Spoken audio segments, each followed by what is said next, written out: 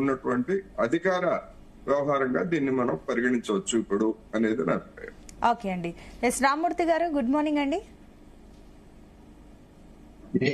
Good morning. So Rammurthy గారు, I think me audio కొంచెం చూడండి. అండ్ ఇంకొకటి ఏంటంటే కూడా గతంలో ఇందాక కోటేశ్వరరావు గారు అన్నట్లు కూడా గతంలో హైడ్రాకు సంబంధించి అన్ని పార్టీలు సమర్థించాయి. ఇప్పుడేమో కేటీఆర్ వచ్చేసి కూడా ఇప్పుడు హైకోర్టు ఆదేశించిన తర్వాత ఇప్పుడు హైడ్రానే ఒకవేళ నెక్స్ట్ మీరు అధికారంలోకి వస్తే ఫస్ట్ హైడ్రాని తీసుకెళ్లి బంగాళాఖాతంలో కలిపేస్తామంటూ కేటీఆర్ కామెంట్స్ చేయడం, దీన్ని ఏ రకంగా సమర్థిస్తారు?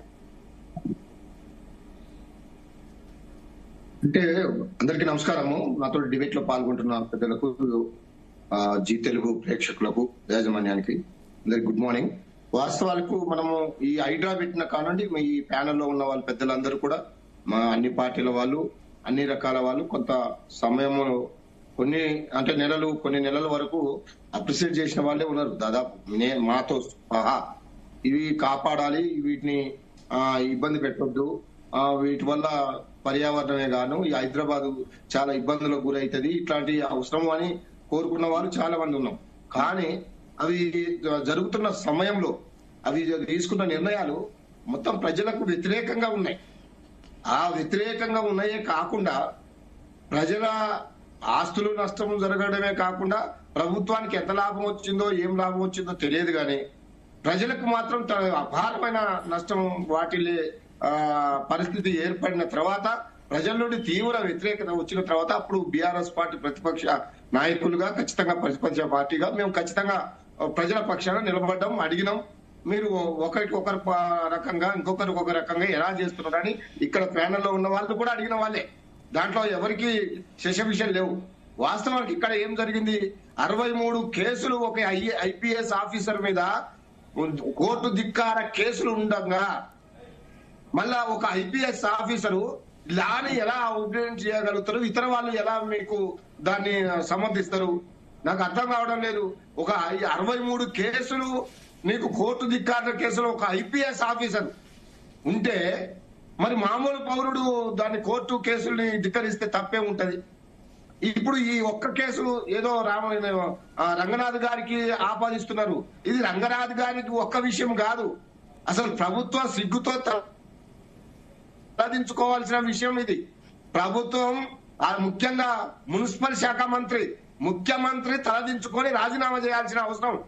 ఎందుకంటే నీ కింద పనిచేస్తున్న ఒక అధికారి ఆయనను తీసేయండి, ఆయన ఇన్ని అక్రమాలకు పాల్పడ్డాడు లేదా ఇన్ని తప్పులు చేశాడు, 63 కేసులు కోర్టు ధిక్కార కేసులు ఉన్నాయన్న మీద అని చెప్తే నువ్వు ఇంకా అతన్ని సమర్థిస్తూ వచ్చినావంటే నిన్ను ఏమనాలో. ఇది ముఖ్యమంత్రి. ఇంకొకటి అర్థం చేసుకోవాలా, ఐఏఎస్ ఐపీఎస్ ఆఫీసర్లు మీరు ఇష్టం వచ్చినట్టు ముఖ్యమంత్రి ఏది చెప్తే అది తల ఊపుకుంటూ పోతే మీ యొక్క సర్వీస్ కే ఇబ్బంది ఏర్పడే అవకాశం ఉన్నది. ఇది ఆలోచించాల్సిన అవసరం ఉన్నది.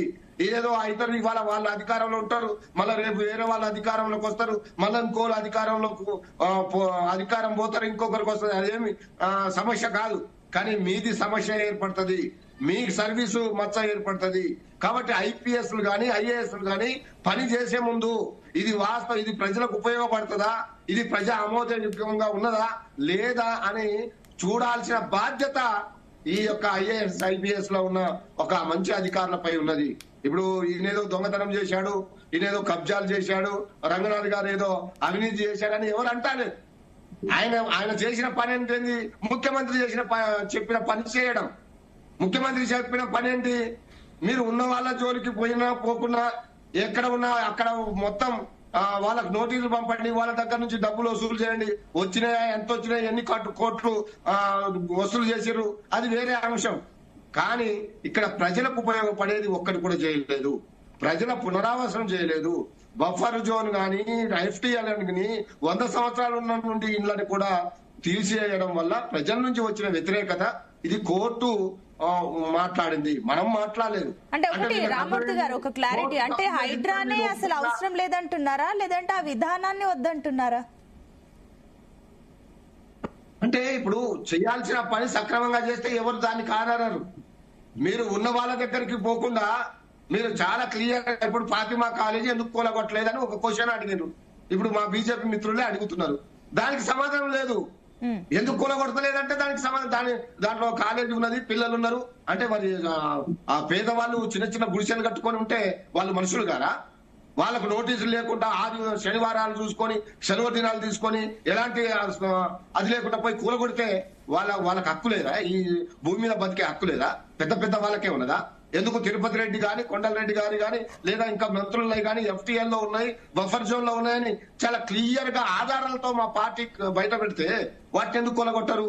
అంటే మీ ఇంటెన్షన్, మీ యొక్క సెలెక్టెడ్ ఇంటెన్షన్ అనేది చాలా క్లియర్ కనబడుతుంది. అది కోర్టు తేల్చింది, మనం కాదు. కోర్టు తేల్చింది కాబట్టి ఇప్పుడు కోర్టును తప్పు పడుతున్నారా అని కూడా అడగాలి. మళ్ళీ కోర్టు ధిక్కారం కేసు ఇంకోటి అవుతుంది, ప్రభుత్వం పై అవుతుంది, మళ్ళీ రంగనాథ్ గారి పై అవుతుంది. నీకు ఒకవేళ నిరూపించగలుగుతే కోర్టులో నేను నిరూపించుకోవాలి కదా, నేను చేసింది చాలా కరెక్ట్, నేను ఎక్కడ ఇబ్బంది పడలేదు, ఎవరిది అన్యాయంగా కూలగొట్టలేదని చెప్పాలి కదా. డాక్యుమెంట్ ప్రూఫ్ కదా దేనికైనా కావాల్సింది. మరి ఆ డాక్యుమెంట్ ప్రూఫ్ ఎందుకు చూపెట్టలేకపోయింది గవర్నమెంట్?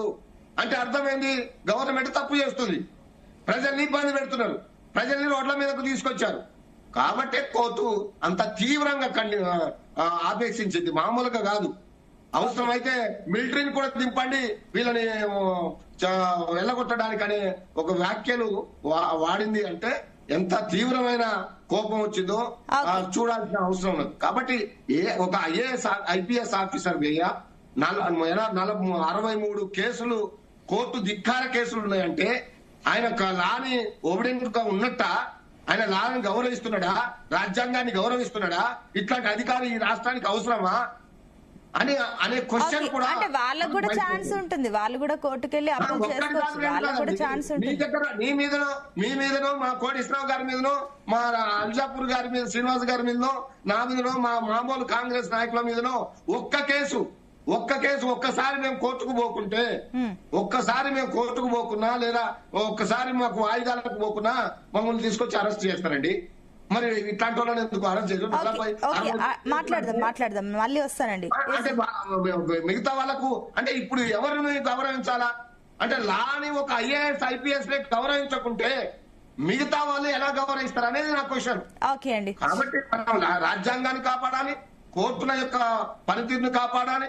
కోర్టులు ఒక కోర్టు కాకుండా ఇంకో కోర్టుకు పోతున్నారు, వీళ్ళు డివిజన్ బేస్డ్ పోతారు అంటున్నారు, సుప్రీంకోర్టు పోతారు అంటున్నారు. పోండి, కానీ ఇక్కడ మీరు చేసిన పొరపాట్లను ప్రజల ముందే ఇప్పటికైనా తప్పులు ఒప్పుకొని మేము తప్పు చేసినామని ఈ ప్రభుత్వం ఖచ్చితంగా ప్రజలకు క్షమాపణ చెప్పాలని నేను డిమాండ్. శ్రీనివాస్ గారు గుడ్ మార్నింగ్ అండి.